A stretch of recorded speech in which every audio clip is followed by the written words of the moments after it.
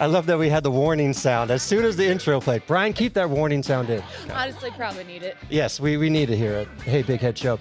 Welcome back, everybody, to another episode of Hey BigHead Show. Brian, I'm going to be honest. I am a little nervous today, and I don't really get nervous with guests that we have on, but for some reason, I'm nervous today. You should be. I am. I have that effect on people. It's funny how that works. Today on our show, we have one of the funniest people here in Las Vegas on our couch. She's an in-arena host for the Nighthawks and the Silver Knights. You're a stand-up comedian. You're basically one of the best Vegas entrepreneurs that I know in the city. Yes, this is true. Hailey Brooks, welcome to the show. Hello. How are you? Great. Thank you for having me. Thanks for that wonderful introduction. Listen, I practiced it in front of the mirror for like the past week. Oh, nice. I was your morning affirmations today. Yes, you were. I woke up and I immediately just started yapping about Hailey Brooks. Nice. Me too. What? You do that often? You wake up and just talk about yourself? All the time, yeah. Let me ask you a question. When you go on, let's say you go on a date with somebody or you're meeting somebody for the first time, obviously you have a lot of things on your resume of what you do and what you're currently involved in. When somebody asks what you do, what's your spiel?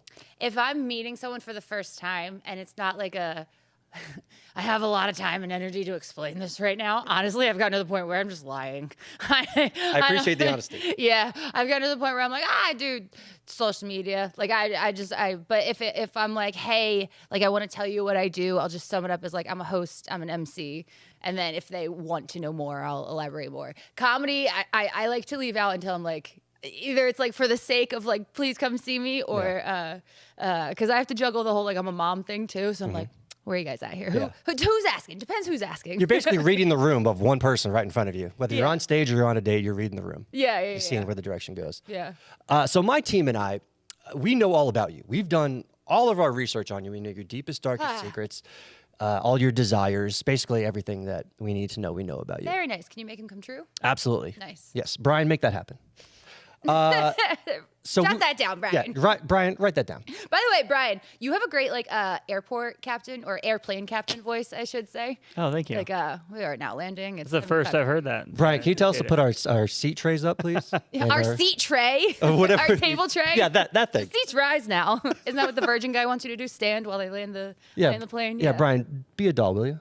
Give us a little spiel.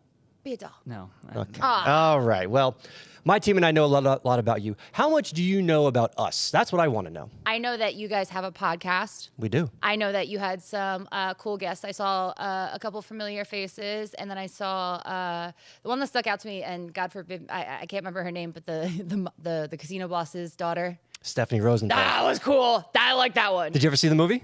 Casino? Yeah. Classic. I remember one time I interned at Channel 8, and I used to answer the phone and be like, you're caller number 8 or whatever. Mm-hmm. And the lady that owned the casino house, she like called in and she was like telling me all about the house and the filming and the experience of it. I think she was like very lonely that day because it was very like, you win a prize. She's like, let me tell you about my house. But yeah, I love the movie Casino.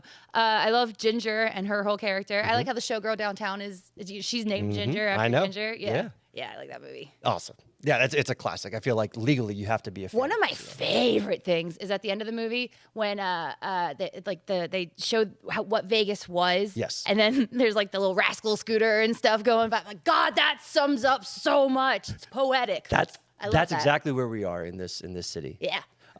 So that's what you know about us. That's great. Let me give you a little bit more insight on us, just so you can get comfortable. And so I feel like we can have just a one-on-one connection here. Is that all right with you? Yeah, it's totally fine because I talked way more about Casino than you guys. So anyway. Listen, I will gladly talk about Casino all day, every day. Nice. You can talk dirty to me about Casino all the time. Awesome. How about Goodfellas? Oh. Yeah, that's another good one. Please, we just met. Let's take it slow here. All right. All right, so I'm from Philly, just outside of Philly. Where? When I was a child, I wanted to be a vet. I moved to Vegas, and I started working for the Las Vegas Motor Speedway. Let's see, I got pregnant, and I moved to California. Oh my God. Oh wait, I'm so sorry. These are your notes. You had me for a minute. For a second, I had you. Like, I had you for a second. When you said where in Philly, I was like, I have no idea where. You could have just made up something. I'd be like, no, just kidding. I would have known. How outside of Philly are you? Right outside. So I'm from, it's very complicated to say, but essentially Willow Grove. I say Willow Grove because there's a mall there. But literally it was like a 15-minute drive in. Like I would ride the train into Philly or I could ride the train into New York. I was right outside the silly. The silly Philly. I love that. I was right outside the city. So were you close enough and are you still able to argue whether it's Pat's or Gino's? Yeah, well, here's the thing. Uh-oh. I haven't ate meat in like 17 years. And the first time anyone ever, you're from Philly, the first thing they go for is cheesesteaks. Of course. But like Pat's and Gino's are like essentially like telling someone to go to Fat Tuesday for a cocktail. Like that's the equivalent. Like that's not. Steve's Prince of Steaks is like a real place where you would go and get a cheesesteak. That's like the local favorite. That's like if you know, you know. Yeah. But everything's gotten so much better though. Even out here, like getting Amoroso rolls like at Tony Luke's or like what was the other one? Pops. Like another good one. Yeah. And these are just all secondhand references because I don't eat meat. You're so good at this though.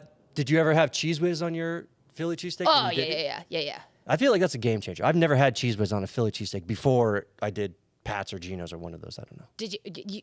Okay, so did you go to Pat's or Gino's? I went to one of them. I don't remember which one it was. Nice. It clearly was a memorable experience. Clearly. All I remember was the Cheese Whiz. Love that for you. Yes. Yeah, Whiz-Wit. What? Whiz-Wit. Whiz-Wit? It'd be like Whiz with onions. It's a thing. If you go to Philly, that's how you order a cheesesteak. How do you order a cheesesteak? Tell me. Whiz-Wit. That's what I just said. I feel like you're saying half a sentence, but that's okay. Whiz-Wit. That would be a cheesesteak with whiz cheese with onions. That's all you got? Yeah. That's impressive. All right, so you're in Philly. You come out to Vegas. Why? So I was at Next Chapter of Life. I went to community college first. So I was going to community college at Montgomery County Community College, which underrated thing, by the way. Kids go to community college. Yeah, I don't know why nobody's talking. We're all complaining about student tuitions. And go to community college. Like it's figure yourself out there first. So I was at community college, and it was time to like go to a 4-year university, and I was all set to go to Temple. And I was like, I really don't want to do that. And I always had family in Vegas. I'd been visiting Vegas for many, many years.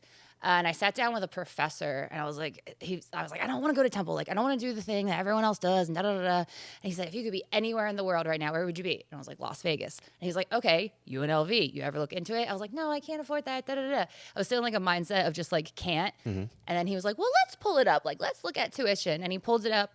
We looked at tuition, and it was like wildly affordable as opposed to like what I thought it would be. I don't know why. Love that. And I was like, yeah, I could do that. I could go to Las Vegas. Like, let's do it. It's about time. And so I applied to UNLV, which has like an 85% acceptance rate. But I also wrote them a letter and was like, hey, I really can't afford like out of state tuition, but like I really love Vegas. I have family in Vegas, been visiting for years. Any way I could get in state to help this like thing happen for me, like please. And they were like, yeah, sure, no problem. Look at you. I know. Sometimes if you just ask, what's the worst? People say no. You were before the cameras rolling. You just talked about how you didn't like the car dealership, all that stuff, and the negotiating part. I feel like you would be an excellent negotiator. That's why I don't like car salesmen. because of the negotiation. Just like do what I want you to do. No, just say yes or no. Just be honest with me, sir. Be authentic with me.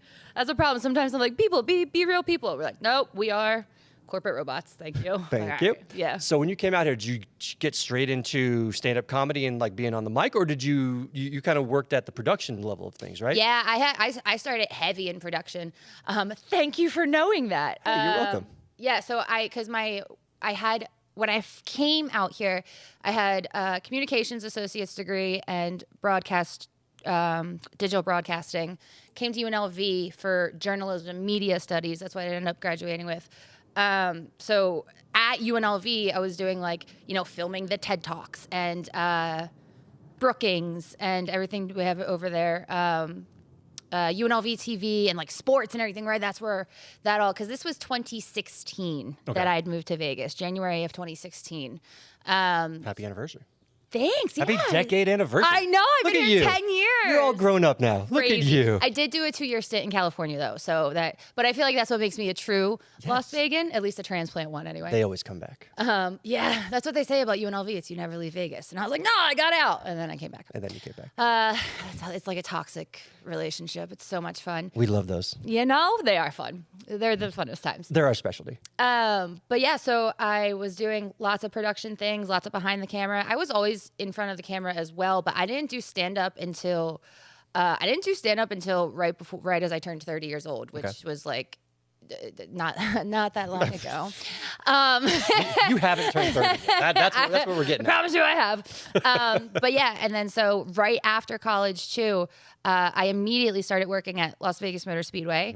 I was the video production coordinator, so I was still on the production side of things. Yeah. During the races and like fun little events, I would get to do like reporter type stuff. And at the time, I was also doing Sports Adrenaline, which was a show that we had that started as a Facebook Live show, and then eventually we had it on CBS Sports Radio in the mornings.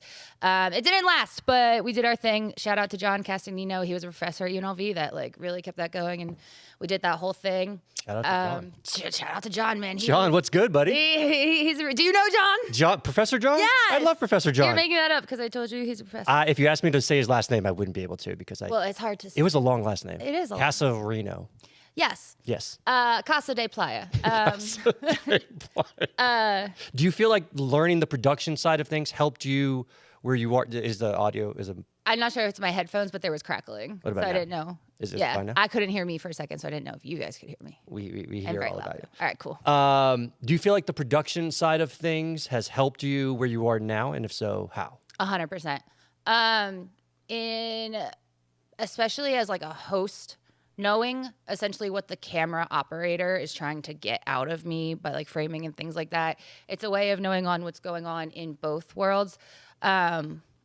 And it for sure has helped. Also just the way of like thinking of just like how to go about this like scene or whatever it is that you're setting up. In comedy world too, it's always helpful to be like, hey, I could help you film XYZ for a 5-minute guest spot. So it's like, that's always it's a currency, literally. Yeah. Yeah. Brilliant.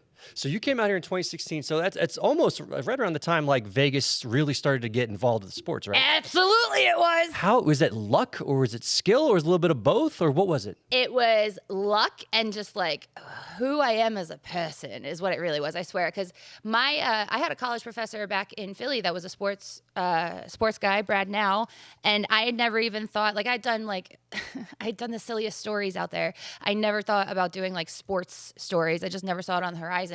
When I came out here, it was my first experience living outside of Philadelphia culture, so that was a really big culture shock. And Philadelphia is a heavy, heavy sports city. It's in our blood. It runs our town. It's all we have. In the veins. It literally, I bleed green. And then so when I came out here, that wasn't the case. Nobody was here. Knights weren't here. Raiders weren't here. I mean, you have your, your local like favorites, but not on like the professional level, right? Wasn't allowed. Gambling, the whole thing. Sure. So when I came in 2016, that's when the Knights were being born. That's when the Raiders were relocating. And I had that grit, sports, love it. This is what we do and like eat for breakfast. And it worked out perfectly. The worlds aligned and I was like, oh, this is what we should be doing right now. Plus I'm really good at this. And the biggest lesson college ever taught me was if you don't know how to do something, just look it up on YouTube and you'll figure it out. Storytelling is so important, not only in the comedy side of things, but also I feel like when you're doing your in-arena hosting event, but also obviously you have the production experience.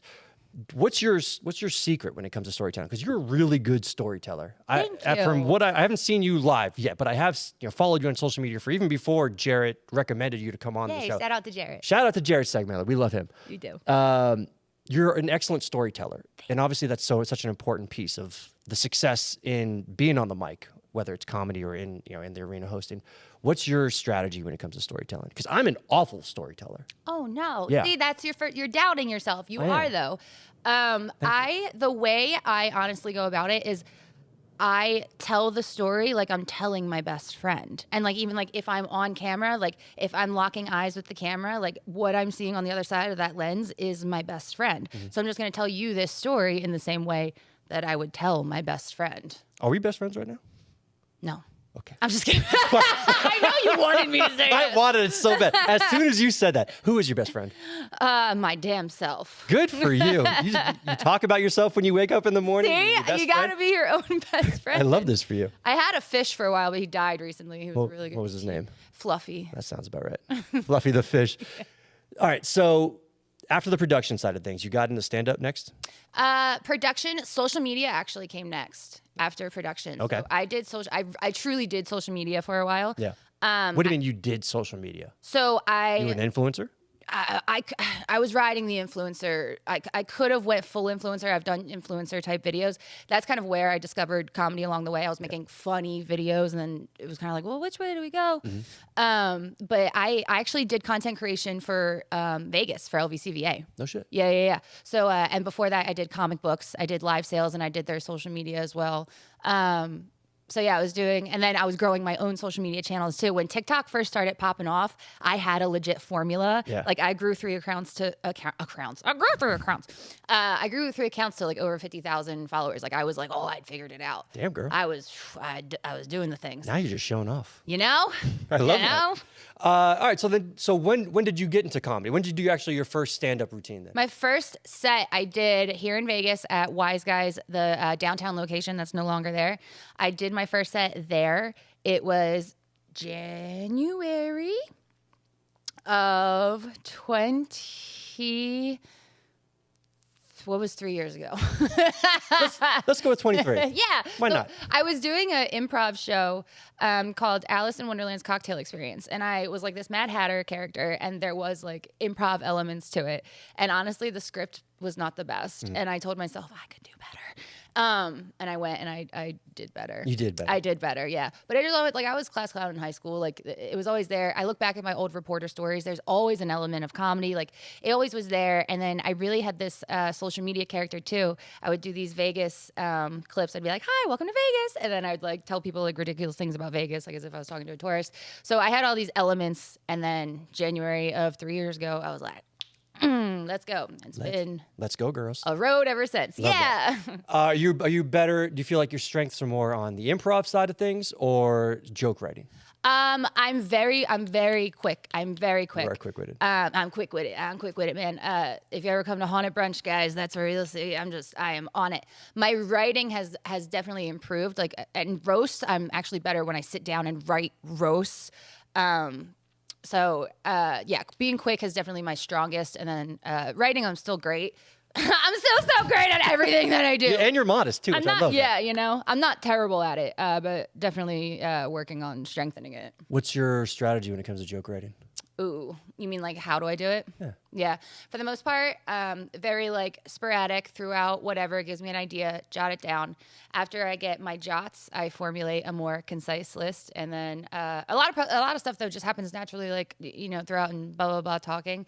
But I like to go like big thought, and then just narrow it down and clean it up and make it tight. Is it all on your notes app on your phone? You should see my notes app on my phone. I'm actually more of a hand writer. If I'm gonna like sit down and be like, I have to write, and even after notes, when I officially make it like something I'm working on, it goes from my notes. I hand write. I have books on books on books on books.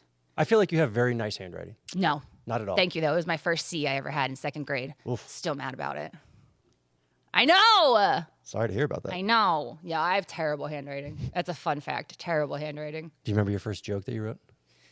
Yes. What is it? Okay, so first, the first official joke I wrote, like, okay, it actually predates stand-up, but the joke is, what did the donkey do when he was stuck in traffic? He honked. That was cute. That was Right, good. right? That was good. But then my first set that I ever did, I thought was funny. The whole like opening bit was about like researching how to write stand-up comedy. Nice. And then I was like, there we go. Love that. Yeah. Obviously, being in stand-up, and especially when you work as often as you do on stage, I'm assuming you come across hecklers. Yeah. Does it happen often or not so much? It happens. It happens for sure. Yeah. Being that you're so good at roasting and also that you're quick-witted, do you usually shut it down or does it? Yeah, just, immediately. do you? Yeah, all the time. Yeah. I actually, you know what? I had a very interesting heckler like 2 weeks ago at Haunted Brunch. This lady brought her dog. And like Haunted Brunch is this show like we have like jump scare elements. Like it's a haunted thing, right? Like nothing over the top like crazy Universal, but like little and this lady brought her dog and I came out for my opening monologue and I'm like talking and the dog is barking. I'm like, this is a terrible idea. I've never been heckled by a dog. I've never been like during a set. So I was like, this is crazy. Like I never had to, who brings a dog, dude? Who brings a dog? It was insane.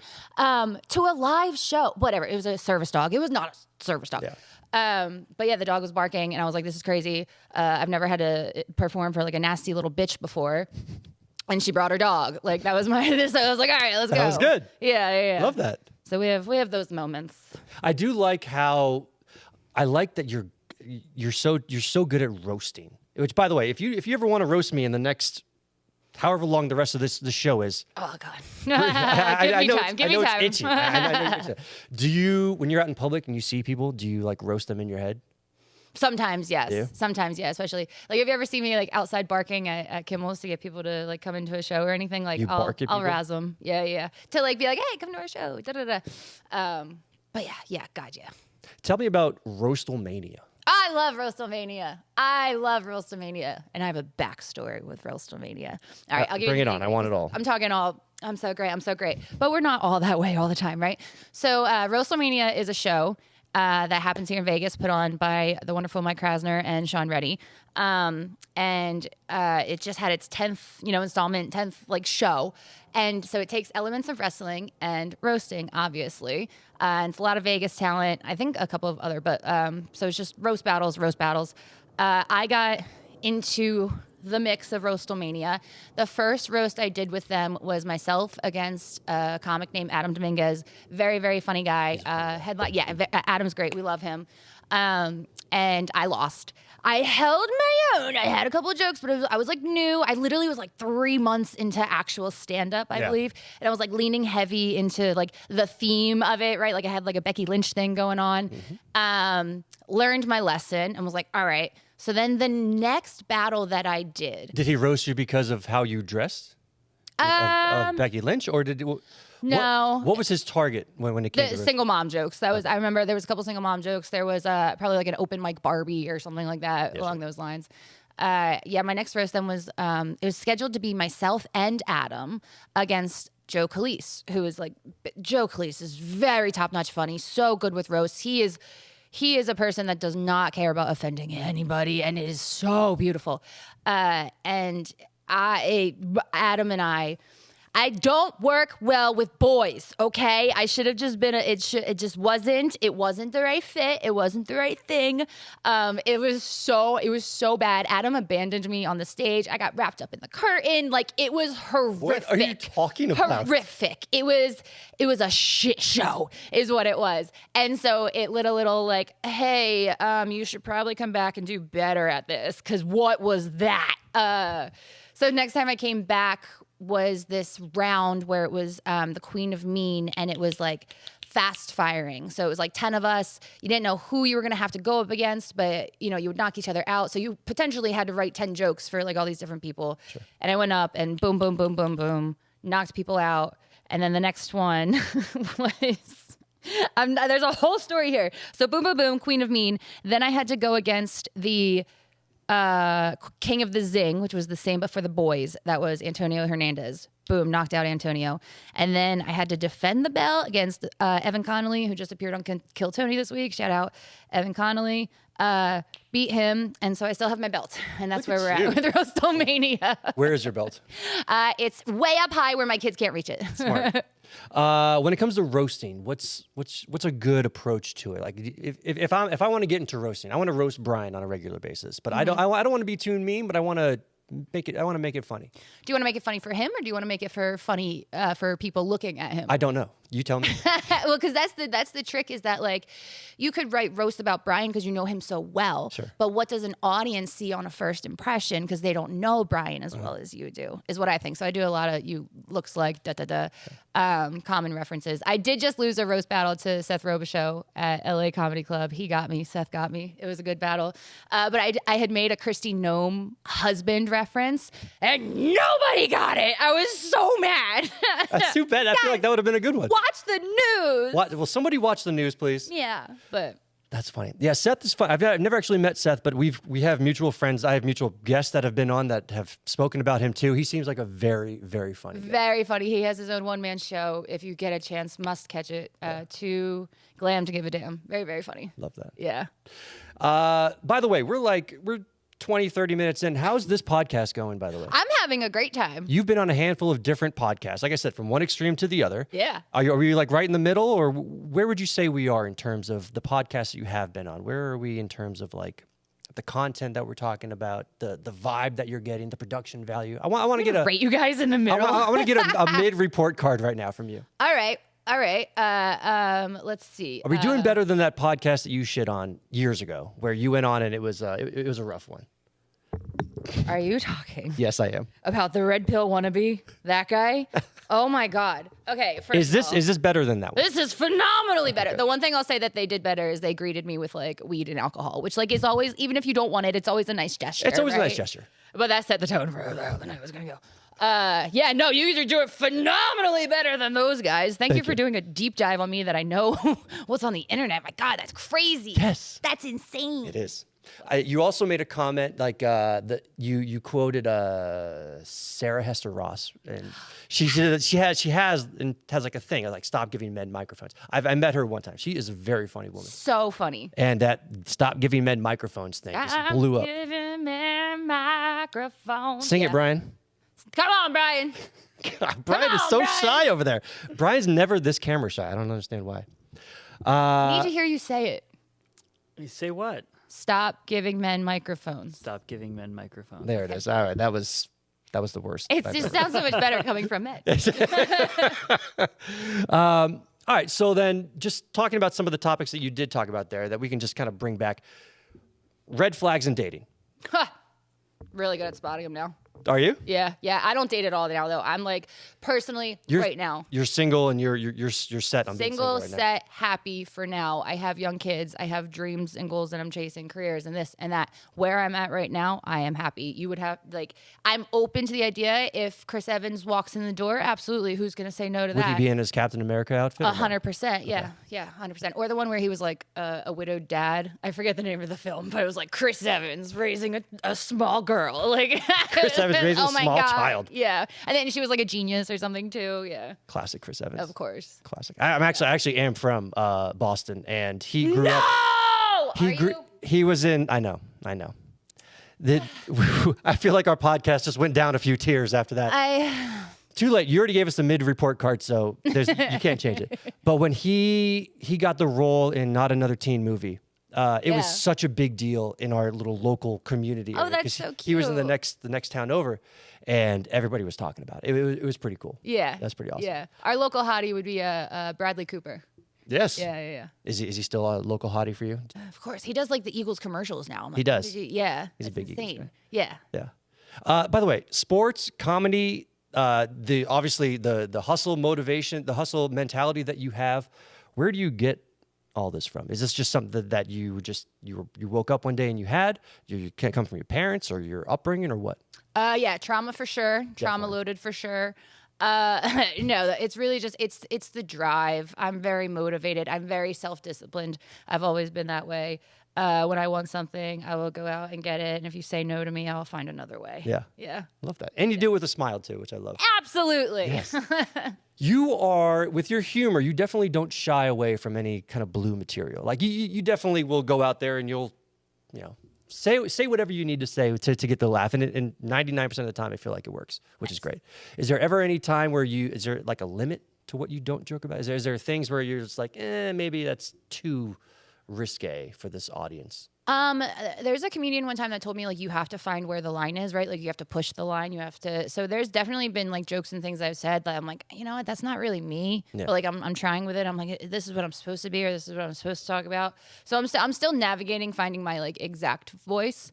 But yeah, there's nothing where I'm like, never. Because I think there's always an opportunity to make something funny.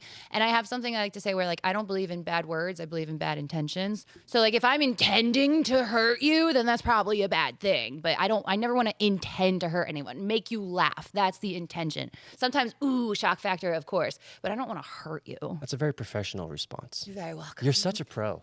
God, you're a pro. Media training. Do you ever adjust the material that you go on stage with based on your feel of the audience, or do you kind of just you have a plan set in motion and you just go up there regardless if they're gonna like it or not? 100% adjust based on like read the room, right? Like there's some things that'll work in Vegas that won't work in other places. Like we forget that there's a lot of differences going on, and I've learned those things in person in real time. But yeah, always adjust. Be true to who I am, but always make those adjustments. Yeah, smart. Yeah. Yeah. Yeah. Do you your social media game is on point? Thing. Are you running your own page? Yes. Yeah. Yeah. I just deleted TikTok the other day too. Not that I deleted my account, but I got it off my phone, and I suggest everyone. Why is that? They hit me with the service like agreement, the new one, and I was like, you know what? I don't agree. I told you if I don't like something, I'm not going to do it. And I was like, yeah, I want this off my phone. But TikTok was my jam for a minute. It was your jam. Yeah, TikTok. Word on the street is you got 3 accounts of 50,000 followers. I did. That's what I heard. That's just what I heard. Yeah. Tell me about Silent But Deadly. That was so fun. Silent but Deadly was so much fun. It was at Area 15, and it was a comedy show where the comedians in the audience wore headphones. We were in the Sanctuary Lounge. It was like a tea this is a show that you started, right?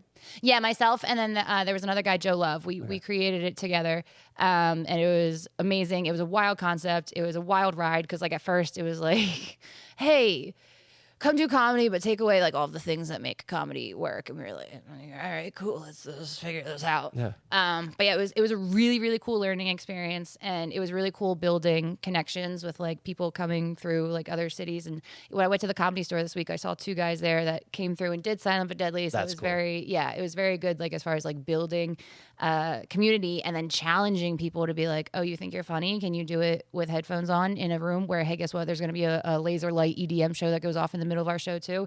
Also, at one point we were like selling potatoes off to the side. Like we had THC cocktails. Like it was just like a wild, like blah, blah, blah, blah, blah. Can you do it? And it was a lot of fun. I always like I love a good challenge. I love a good challenge. And it was a good run. It was a good little run. We had that. And then at the John Wick experience, we started doing one called The Hit List. It was just straight up comedy, but it was at the John Wick experience, which was cool. So yeah, I loved Silent but Deadly. And I have a vision for what I want to do with it. It's not dead. She is resting not dead right yet. now. Yeah, she's not dead yet. She is taking a heavy little rest right now because I burnt myself out during that time. Did you? I burnt myself out. I would be like producing that show, getting everything ready while in arena hosting, and then jot off from the stadium down to Area 15 to like host the show. It was a lot.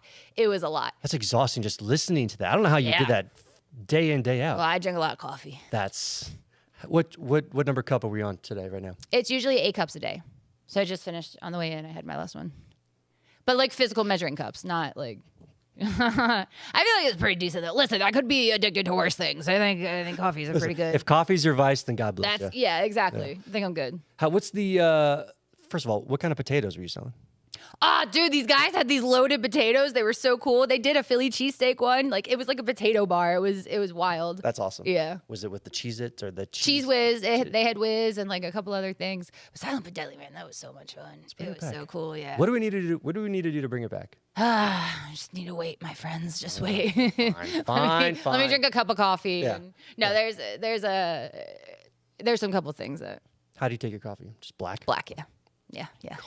Yeah. You are from Philly. You're just I am. straight Philly. I am. They just inject it in their Makes me veins. make more sense. Suburbs, though. I still have a 215 area code, but we must reiterate it is the suburbs. Otherwise, they'll listen, because you can't. It's the one city where like you can't claim the city if you're not from the. They get very defensive. City. Yes. Yes. Very much. I get that. Yeah. Smart. What's the comic community like? Like, what is it, a close knit community? Is it like everybody knows everybody? Is it very supportive? I want to hear all about, because the comedy is always so intriguing. Not only just the humor in it, but the mindset, kind of the strategy that goes into joke writing and working the crowds. I'm always just so intrigued when it comes to comedy as a whole. You're in it. You're knee deep in it. What is the community like from your point of view? It's honestly, it is very, everyone knows everyone. It is very much like that. Coming fresh off of, we just had our mic at Kimmel's today.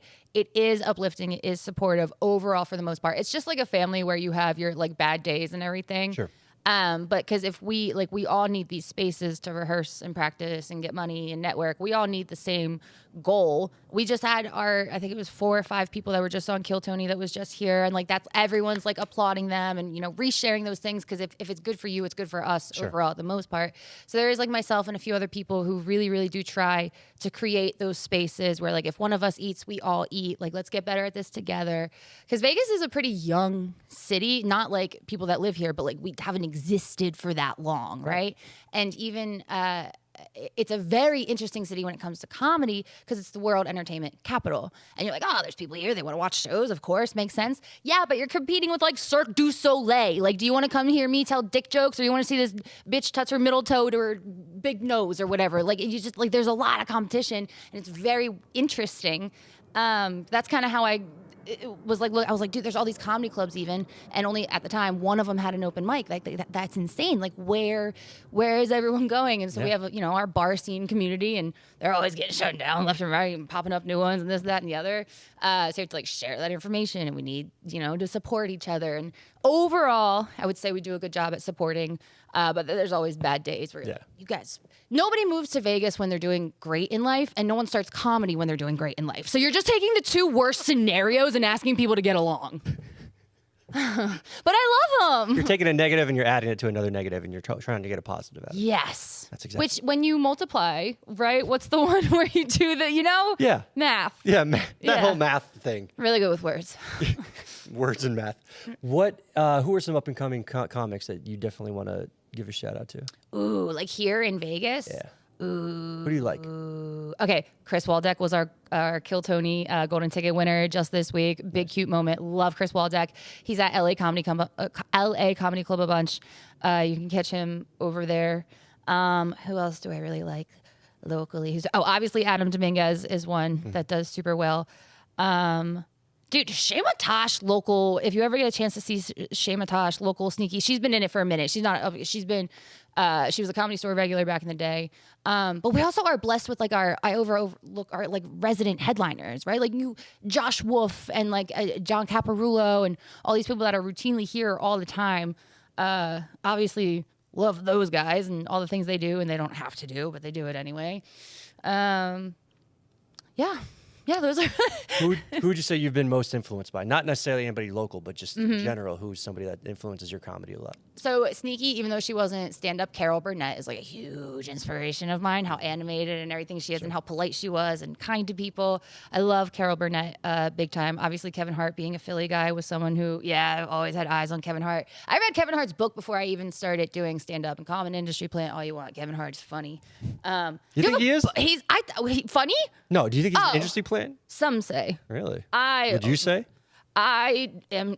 Who am I to say? The fact that you haven't answered that with a yes or no is a little concerning. Who am I to say? I'm not the one signing the checks. I'm not the one to know. The ones with the ballpoint pen, the feather. Actually, they probably have a quail. They probably do. Those and they signed it by candlelight. Yes. Honestly, probably. They're wearing one of those American Revolution hats. Yeah, they look great. The little Minutemen. Yeah, I love that.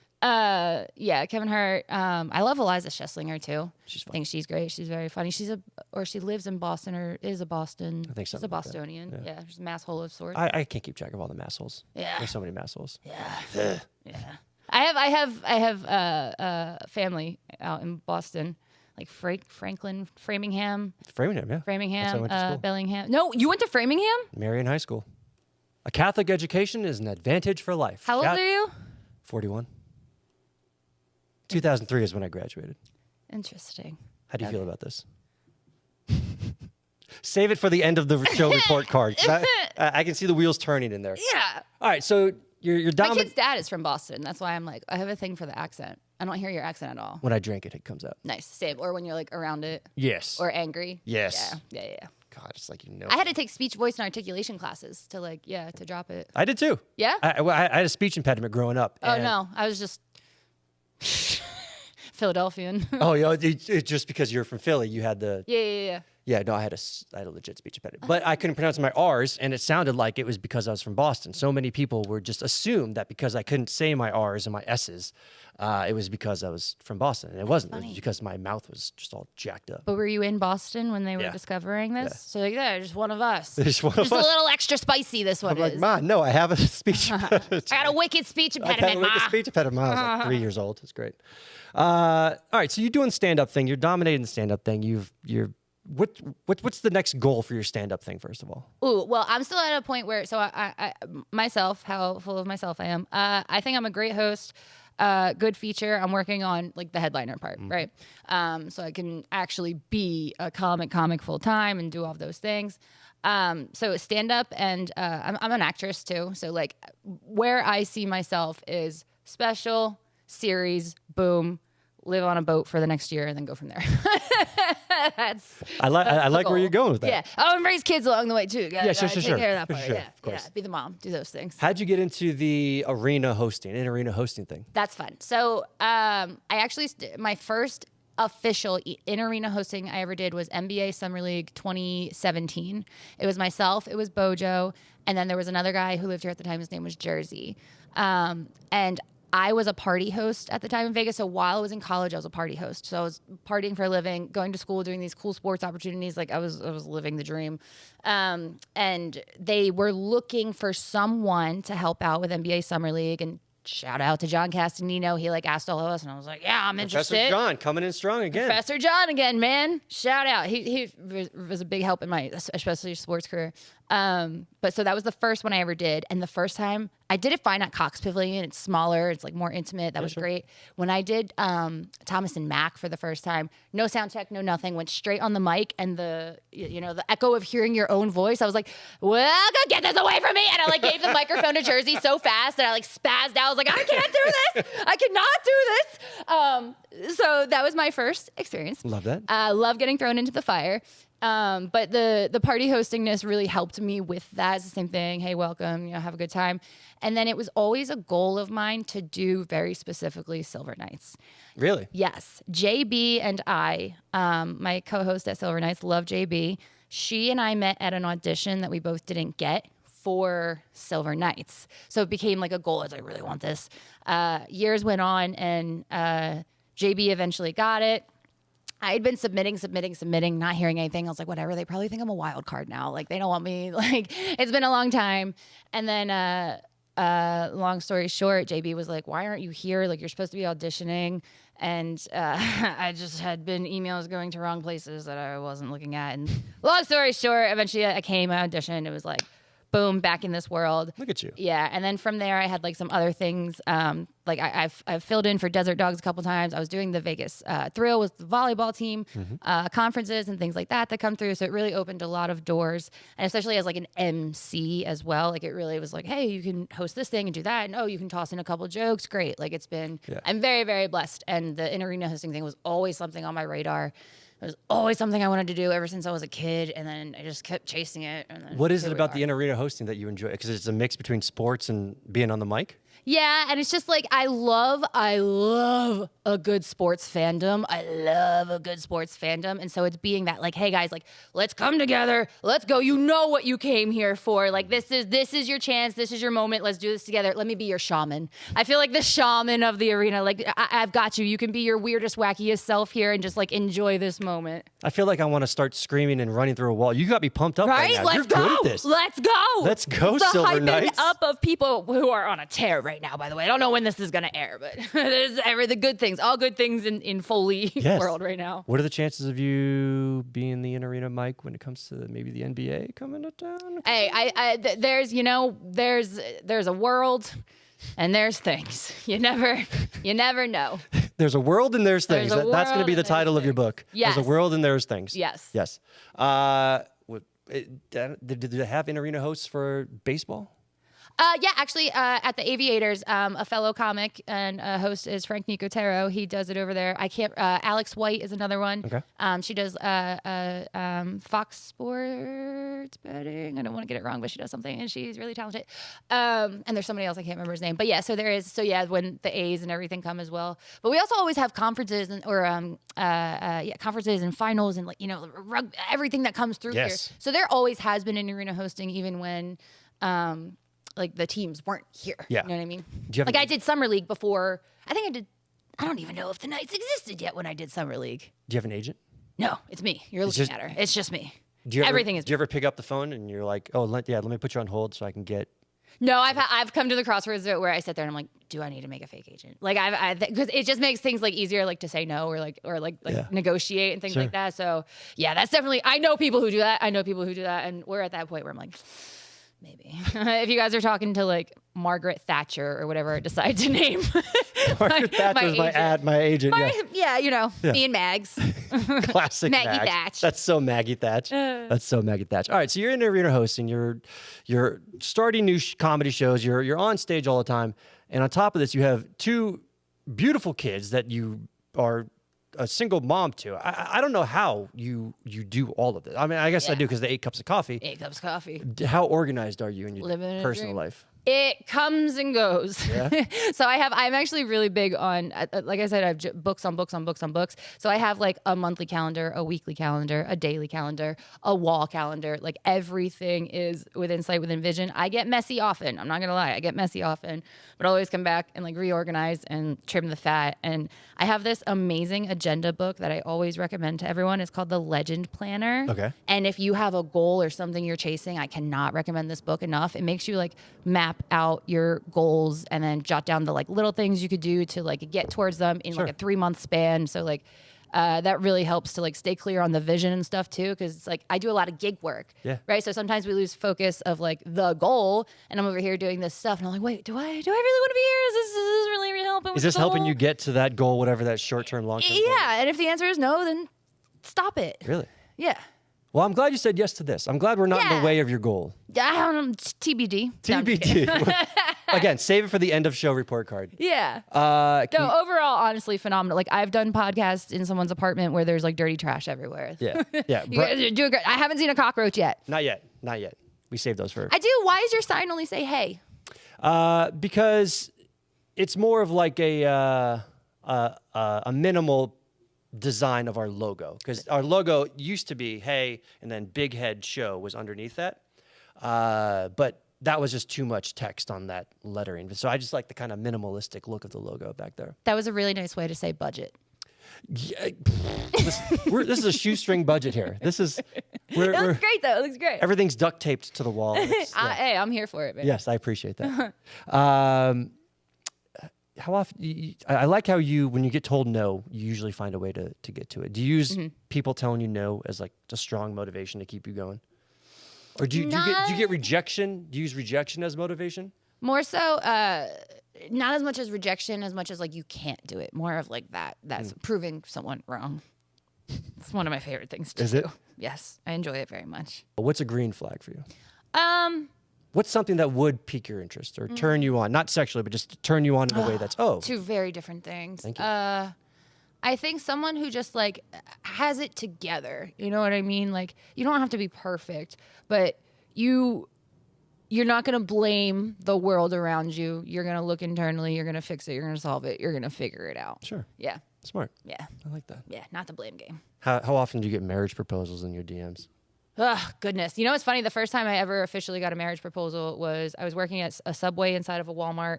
I had just turned 18, and my manager was like, yo, you want to marry this guy? I'll give you $2,000. He needs a green card. That was my first official marriage proposal. And then I Googled how much people actually get for doing that, and I was like, oh, my God. First of all, it's a fresh 18-year-old. That should have been way higher of a value. Way higher. I may have been a sandwich artist, but I was still worthy of something. What was your go-to sandwich when you were 18 and you were eating meat?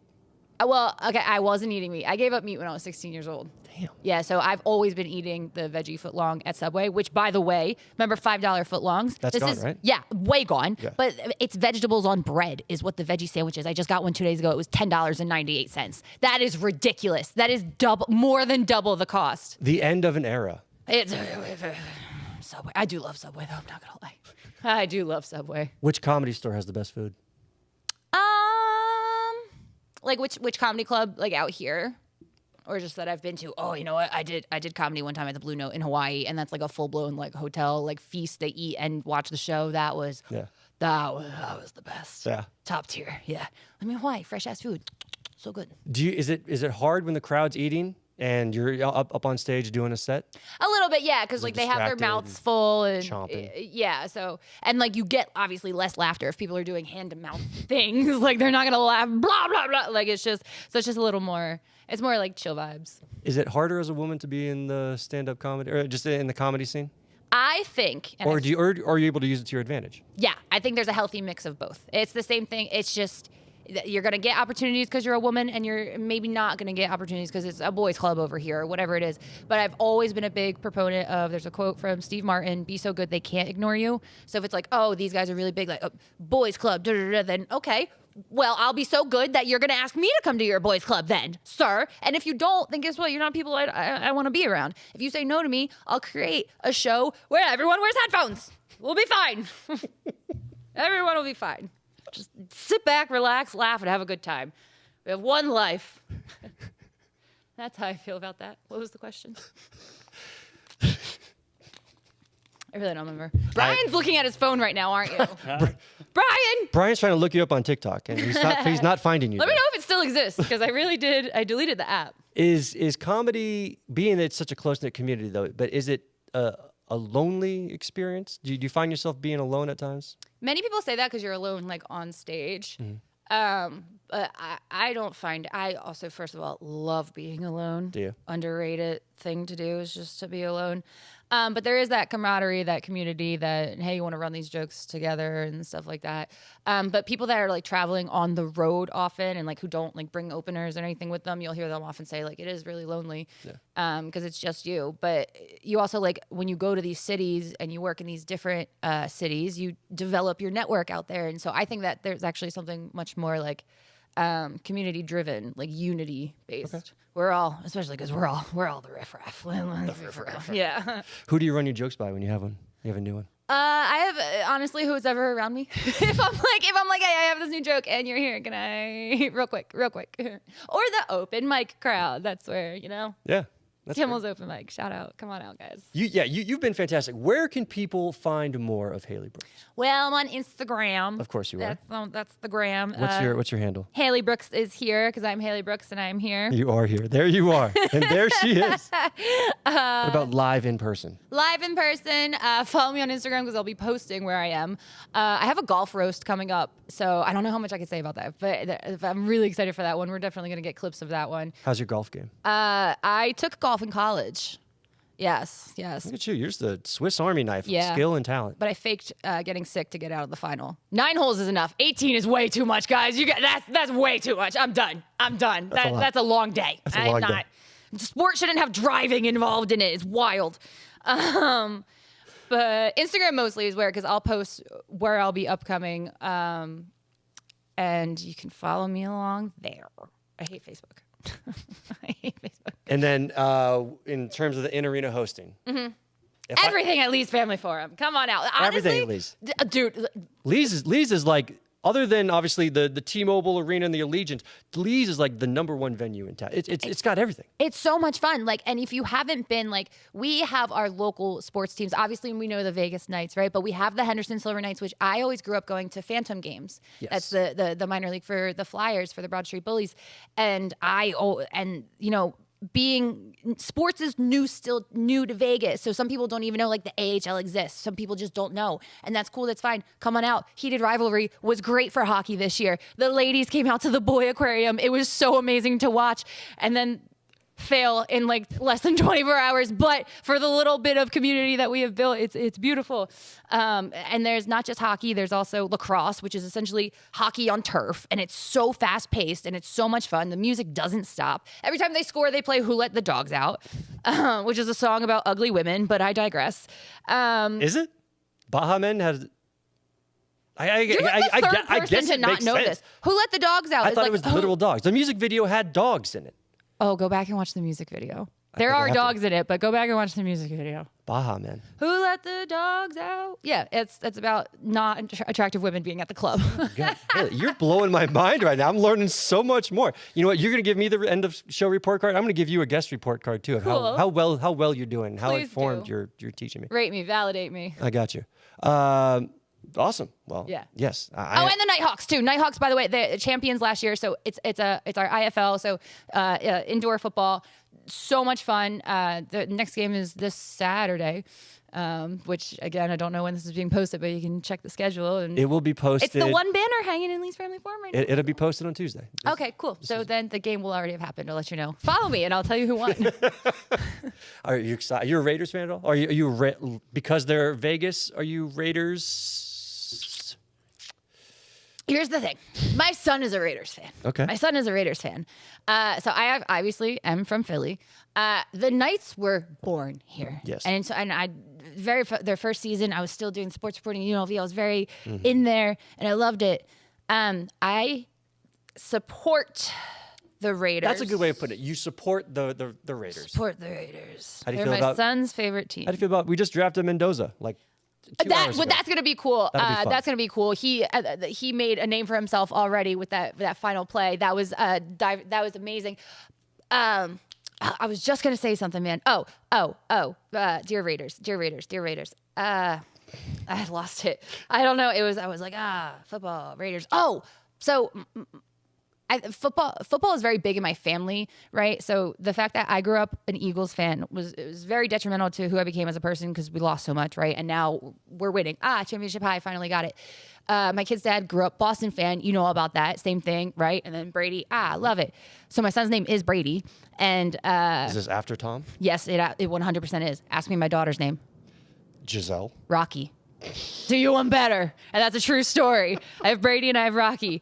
But my son's football team is the Raiders, and we are kind of like on board with it because we're like, respectfully, Raiders, you have to be bad for a while, right? You have to love the bad so that when you get to the good, I say it's the only ever team they've ever beat in the Super Bowl was the Eagles. But anyway, yeah. And also that's why I don't really like them very much.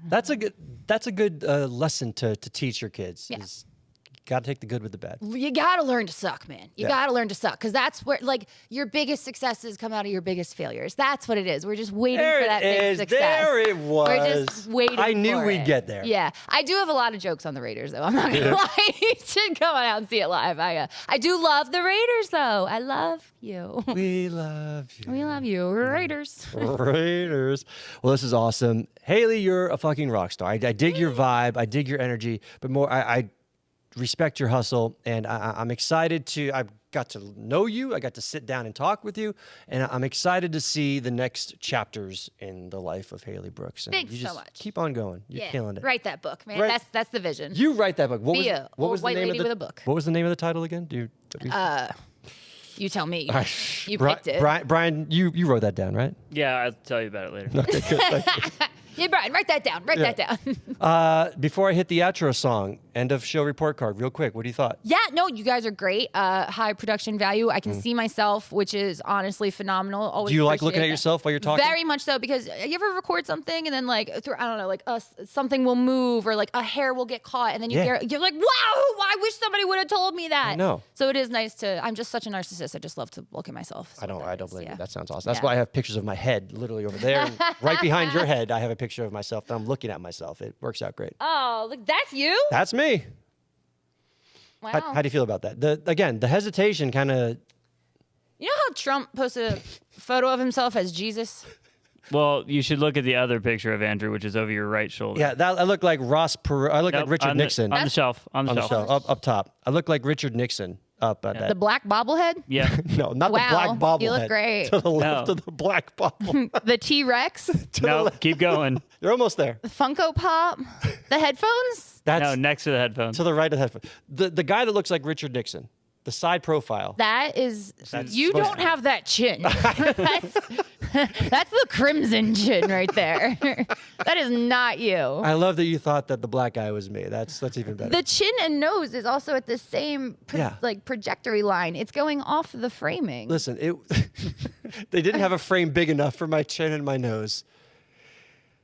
Is this your roast of me? Is this what's happening? No, this is just me pointing out Observing. your photo. Yeah. That's just that. Brian, I'm going to get out of here before we start crying because my feelings are definitely hurt. Hailey, you are a rock star. This was awesome. I'm excited to see more of you in the future. I'm going to follow you on Instagram, even though I already do. I'm going to unfollow you and refollow you. Nice, thank Just so you. you get that notification. Yeah. And I'm excited to see you at Kimmel's. Cool. Yeah. Come on out, friends. Yes. Yeah. New episodes each week on HeyBigHead.com. Thank you so much for listening. Brian, you got anything last second quick? He's got nothing. All right, we'll see you later. Take us down, pilot. That was good.